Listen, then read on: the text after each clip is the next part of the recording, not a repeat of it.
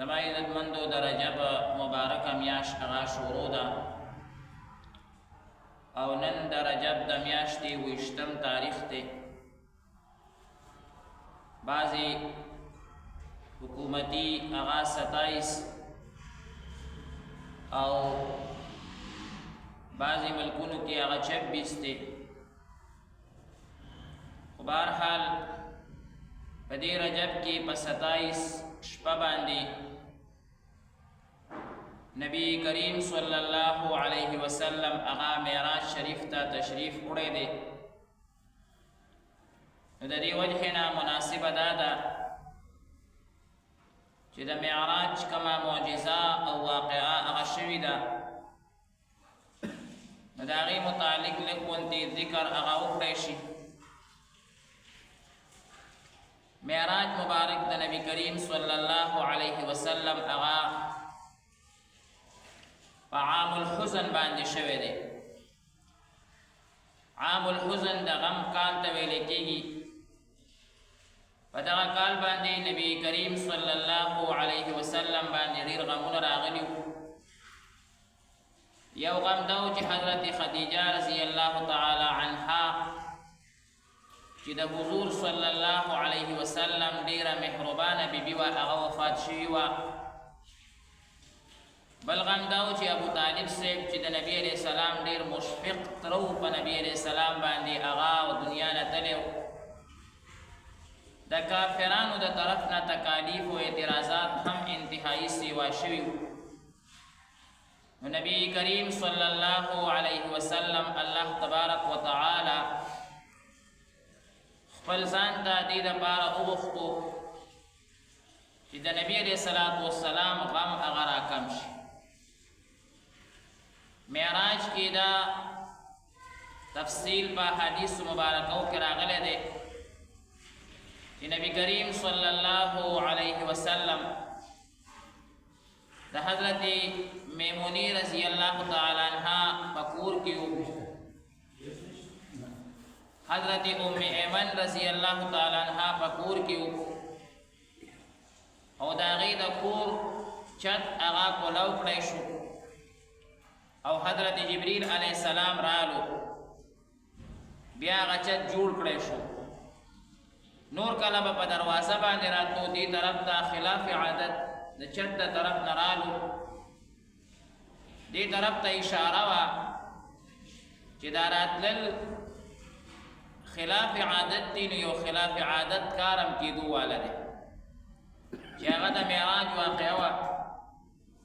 نبی علیه السلام د دې ځای نه بوتلی شو او په حرم مبارک کې نبی کریم صلی الله علیه وسلم یو طواف وکړو، 2 رکعاته نفل یې وکړه حتیم مبارک کې دننه، او بیا د مقام ابراهیم سره د نبی کریم صلی الله علیه وسلم د زړه اپریشن وکړی شو چې څنګه مخکې د هغې څو تیرې ما ذکر کړی دی چې د هغې زړه مبارک راوویستلی شو او هغه صفا کړی شو. او بیا حضرت جبریل علیه السلام ځان سره یو جنتی براق، یو جنتی فرشته هغه راوستې وه، هغې ته د اس شکل هغه ورکړی شوی او بعضې حضرات وایي، او هغې ته براق د دې وجې نه ویلی کېږي چې هغه د برق غوندې د بجلۍ د پړق غوندې سفر کوي. نو هغې دغه سفر د دې ځای نه شروع کړو. دا سفر قرآن مجید کې هغه ذکر شوی دی او دې سفر ته سفر د اسرا ویلی شوی دی. د حرم مبارک نه بیت المقدس ته مسجد اقصا ته نبی کریم صلی الله علیه وسلم هغه تشریف یوړو. د دې په خپل منځ کې فاصله هغه د یو میاشت ده، خو الله تبارک وتعالی د نبی علیه السلام دا معجزه ښکاره کوي، نو هغه سفر آسان شو. او بلانه کې هم ډېر واقعات شوي دي، لکه د موسی علیه السلام قبر ته نبی علیه السلام کوز شوی دی، هلته یې 2 رکعاته نفل کړي دي. ابیار علی هغې کې هم نبي علیه الصلاة والسلام نفل کړی اوس چې هلته غټ مسجد دی د مدینې منورې په لار او دغه شانتې درې څلور نور مقامات چې هلته کې نبي کریم صلی الله علیه وسلم تپوس کړی دی چې دا کوم ځای دی نو جبریل علیه السلام ورته ویلي چې دا ځای دی نبي علیه السلام هلته کوز شوی دی نوافل یې کړي دي مسجد اقصی ته ورسېده هلته کې نبي کریم صلی الله علیه وسلم 2 رکعته نفل تحیت المسجد هغه وکړه او د هغه ځای نه بیا پارسنګ لګېدلی دی واپسۍ کې چې بیا راځي نو بیا به انبیا کرام ورسره راځي اوس فی الحال نبي علیه الصلاة والسلام د دې ځای نه د جبریل علیه السلام په ملګرتیا کې روان دی بیا د هغه ځای نه یو پارسنګ لګېدلی دی چې هغه اسمانونو ته رسولی شوی دی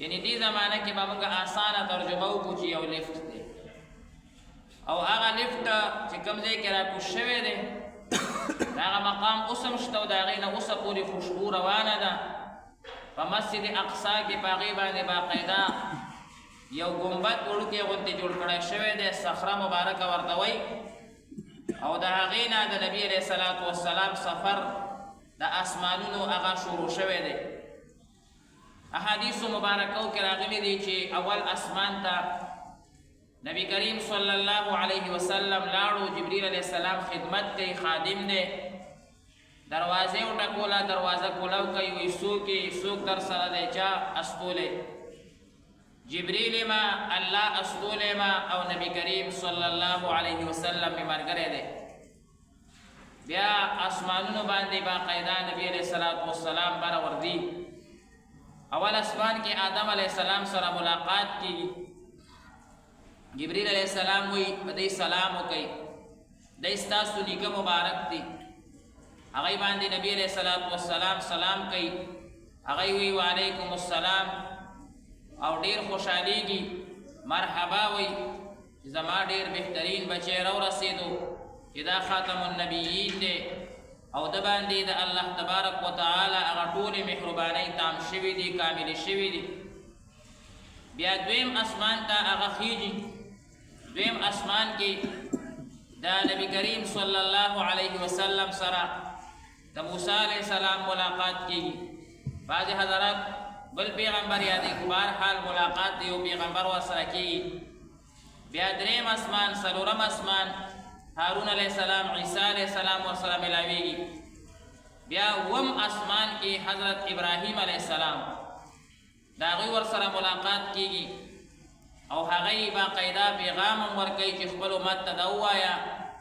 چې جنت هغه یو کلاو میدان دی هغې کې خپل اعمالو باندې بوټي وکرئ او خپل اعمالو سره په هغې کې کورونه جوړ کړئ بنګلې پکې جوړې کړئ بیا د دې ځای نه نبي کریم صلی الله علیه وسلم هغه مخکې ځي دې نه پس مقام راځي لوح او قلم کرسي و اسمانونه دي او دو نور مقامات دي نو دا ټول 9 جوړېږي دې نه پس چې کوم مقام راځي هغه سدرة المنتهی ده سدرة المنتهی ده هلته یو بوټی دی سدره بوټي ته ویل کېږي او منتها چې په هغې باندې انتها وشوه د فرشتو د سفر دې نه اخوا بیا فرشتې نشي تللی بس دې نه پس به صرف نبی کریم صلی الله علیه وسلم تشریف وړي یوازې به ځو جبریل علیه السلام دغه ځای کې خدمت هغه پرېښود او پاتې شو یا رسول الله صلی الله علیه وسلم زه مزید مخکې نشم تللی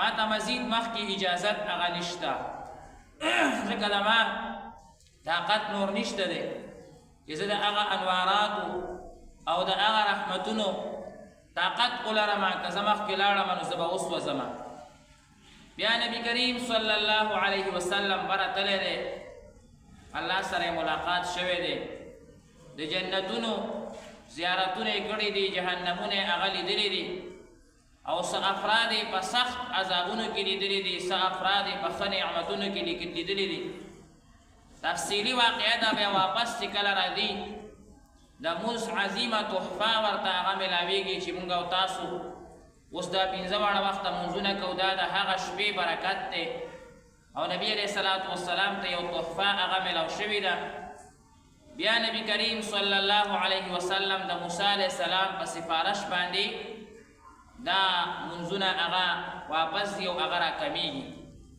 دې کې محدثینو حضراتو لیکلي دي چې موسی علیه السلام دا سفارش د دوه وجو نه کولو.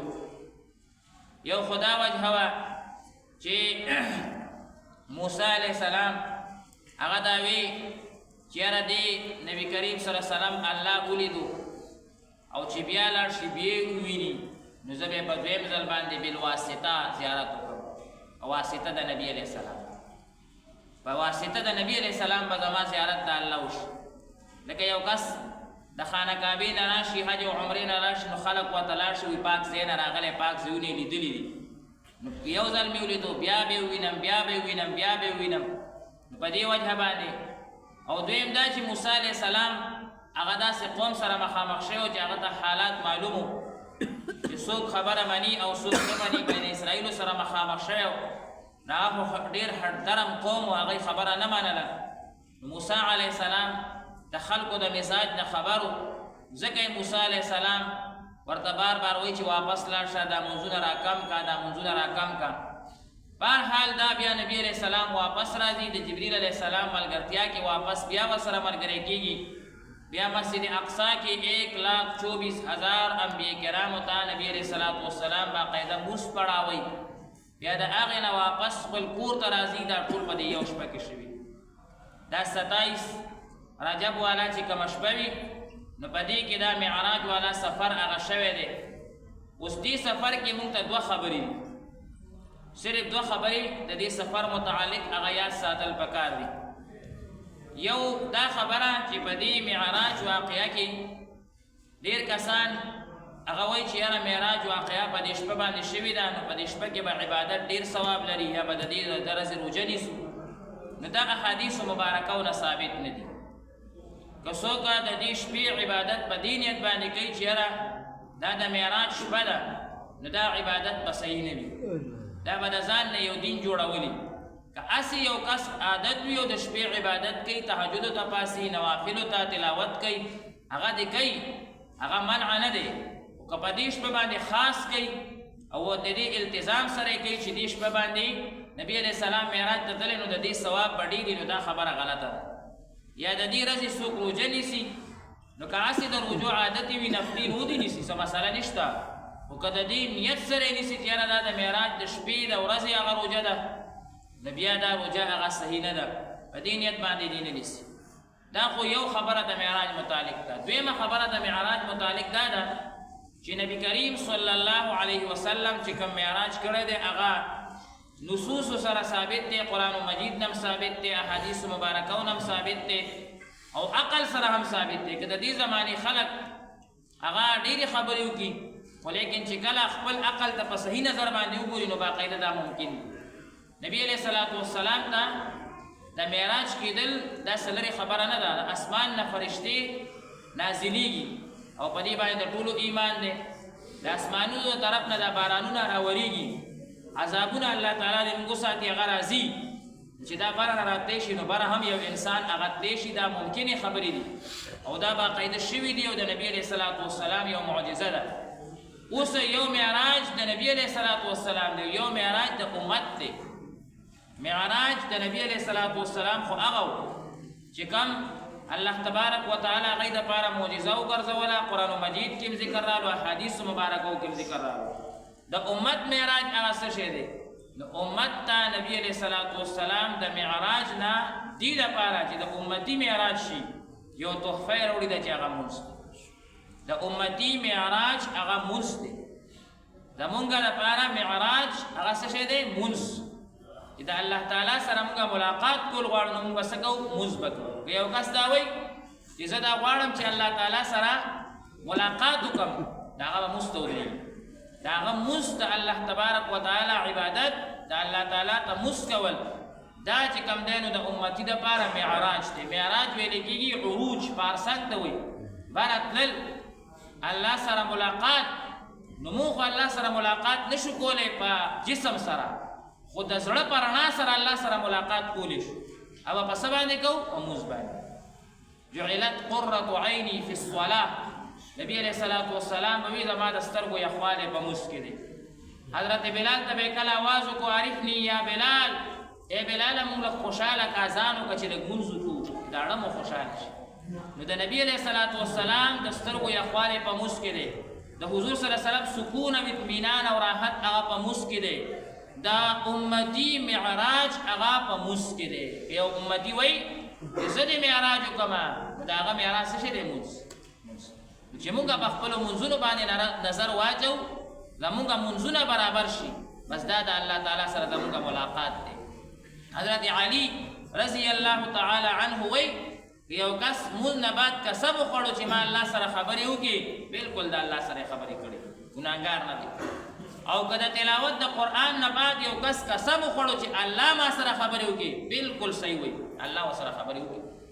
نو مونږه لپاره معراج څه شی دی؟ هغه مونځ دی. معراج المؤمن الصلات، د مؤمن معراج هغه چې کوم دی نو مونځ دی باقاعده.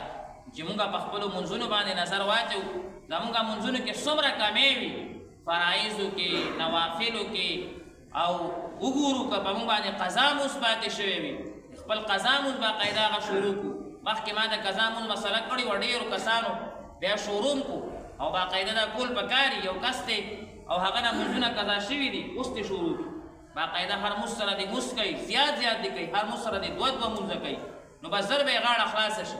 15 کاله دې قضا شوی دی، نو بس زر زر دې هغه چې کوم دی نو راوګرځئ، د مرګ څه پته لګي. که ځان سره یې دا غټ پیټه یوړو، په قضا باندې انسان بیا هم نه خلاصېږي. خو دومره ده الله ته خو به وایي که نه چې الله څه نه څه خو مې کړی دي، او الله به ویني چې څه نه څه خو یې شروع کړی دي.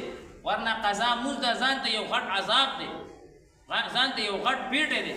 یو انسان قصدن عمدن مونځ قضا کو، هغې قضا بیا شتم نه، خو که دی کوي نو الله تعالی خو ویني کېدای شي الله تبارک وتعالی ورته عفو وکړي. نو زمونږه معراج هغه مونځ دی چې مونځ باقاعده زمونږه صحیح شي.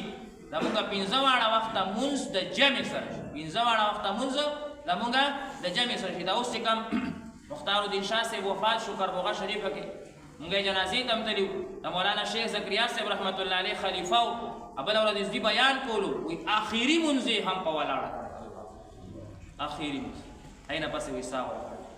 او وایي ما ورته ډېر منت وکړو چې بابا ستا زړه ختم دی. ډاکټران وایي وی چې زړه مې ختم دی، الله دې نورم ختم کړي، خو ګورې زه په ناسته مونځ نشم کولی.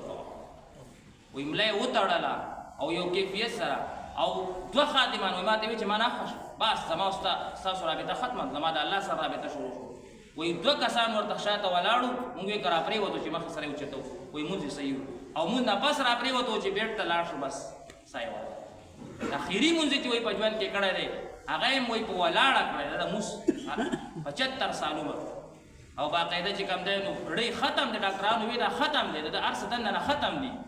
او بیا چې کوم دی نو بهرحال چې مونځ باندې یو انسان مړ شو که نه جي، دا خو صحیح مرګ ته ورسېدو، صحیح بقا ته ورسېدو، دا فنا نه شو، دا باقي پاتې شو. الله تبارک وتعالی دې زموږ او ستاسو منځونه برابر وفرمایي.